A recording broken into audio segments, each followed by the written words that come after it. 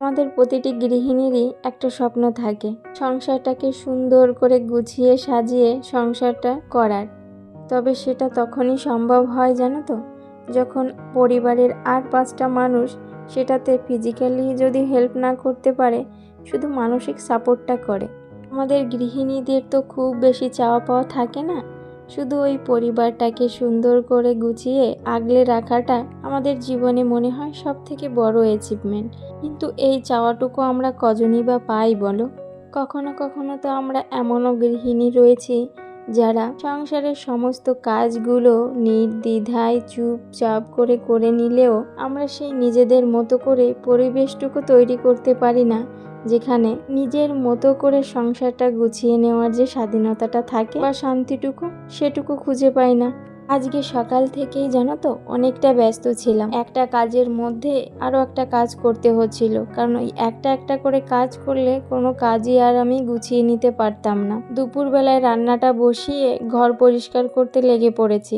আজকে বৃহস্পতিবার, তাও ঘরের ঝুল ভাঙছি, কারণ আমি জানো তো বৃহস্পতিবার করে কখনোই ঘরটাকে ডিপ ক্লিন বা ঝুল ভাঙা এগুলো করি না। ওই ছোটোখাটো নিয়মগুলো একটু মানার চেষ্টা করি, ভালো লাগে। কারণ যে নিয়মগুলোতে আমাদের কোনো ক্ষতি হয় না, সে নিয়মগুলো যদি মানলে মনে একটু শান্তি লাগে, তাহলে মানতে আর ক্ষতি কি বলো? তবে আজকে করতে হচ্ছে তার একটাই কারণ জানো তো, আগামীকাল শুক্রবার। তোমরা যারা সাউথ ইন্ডিয়াতে থাকো তারা হয়তো জানবে, আষাঢ় মাসের 4টা শুক্রবার কিন্তু বেশ শুভ বলে ধরা হয়। আর এই শুক্রবার দিনেই পুজো করা হয় বরলক্ষ্মী ব্রতম পূজা, যেটা এখানকার বেশ একটা ফেমাস এবং বেশ শুভ দিন বলেই এই পুজোটা করে থাকে। রয়েছে বেশ অনেক নিয়ম কানুন, তবে আমার তো অত নিয়ম কানুন জানা নেই, কিন্তু ওই যে নিজের ভক্তি থেকে যতটুকু সম্ভব ঠিক ততটুকু করার চেষ্টা করি।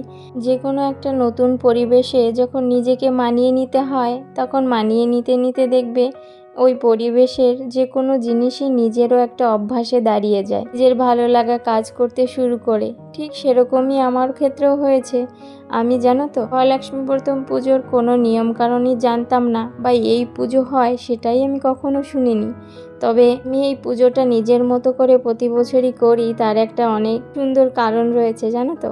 আমার সংসার জীবনে এই 9 বছর হলো পা দিয়েছি, আর এই 15ই আগস্টে আমি অন্ধ্রপ্রদেশে প্রথম এসে আমার নতুন সংসার পাতি। যে মেয়েটা একটা গ্লাস জল ঢেলে খেত না, হঠাৎ করেই তার জীবনে একটা সংসার নামক দায়িত্বে বাধা পড়লাম। সঙ্গে সঙ্গে একটা নতুন পরিবেশ, যেখানে বুঝি না নিজের ভাষা, যেখানে দেখতে পাই না নিজের আপনজন বলতে কেউ। আর তখনই হঠাৎ করে এই বরলক্ষ্মী ব্রতম পুজোটাই সবাই করছিল বেশ ভক্তি ভরে।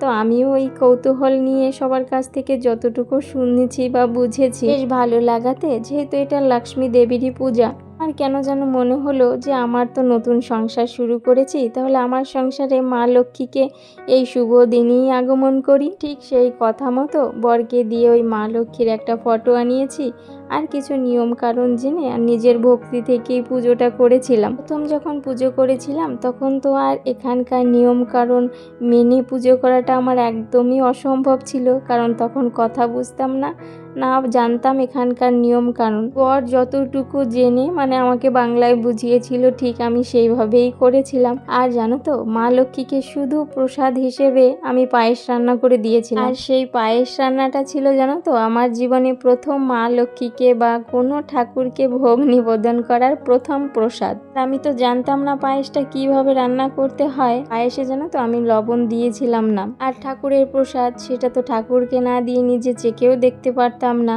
প্রসাদটা দেওয়ার পরে যখন নিজেরা প্রসাদটা নিয়েছিলাম, তখন দেখছিলাম লবণে হয়েছিল না। কি যে মন খারাপ হয়েছিল আমার। সেই প্রথম পুজোর আয়োজন জানো তো আমার এখনো মনে পড়ে এই দিনটা এলে। তো অনেকটা বছর পার করেছি, একটু একটু করে নিয়ম কারণও জেনেছি। সময়ের সঙ্গে সঙ্গে আবার কোনো বছর সেটা ঠিকঠাক করে পালি, আবার কোনো বছর সেটাও হয় না। আর এখন তো দেখতেই পারলে মুগ্ধ যশিতা দুজনই ছোট থাকাতে ইচ্ছে থাকলে অনেক কিছুই করতে পারি না। তো ওই যে মন থেকে যতটুকু পারি ঠিক ততটুকু করার চেষ্টা করি, কারণ এই দিনটা যে আমার কাছে কতটা স্পেশাল সেটা তো তোমাদেরকে এতক্ষণ বলে হয়তো একটু বোঝাতে পেরেছি।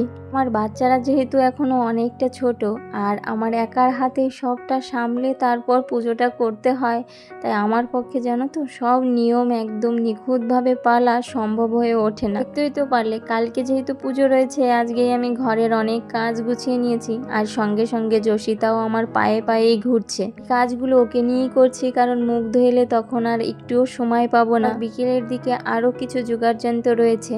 দুপুরের রান্নাটা বসিয়ে ঘরের সমস্ত নোংরা বা ঘরটা পরিষ্কার মোটামুটি করেই ফেলেছি। এবার এসে স্নান করে খেয়ে নিয়েছি, যোশিতাও ঘুমিয়ে পড়েছে। এবার একটুখানি রেস্ট নেব।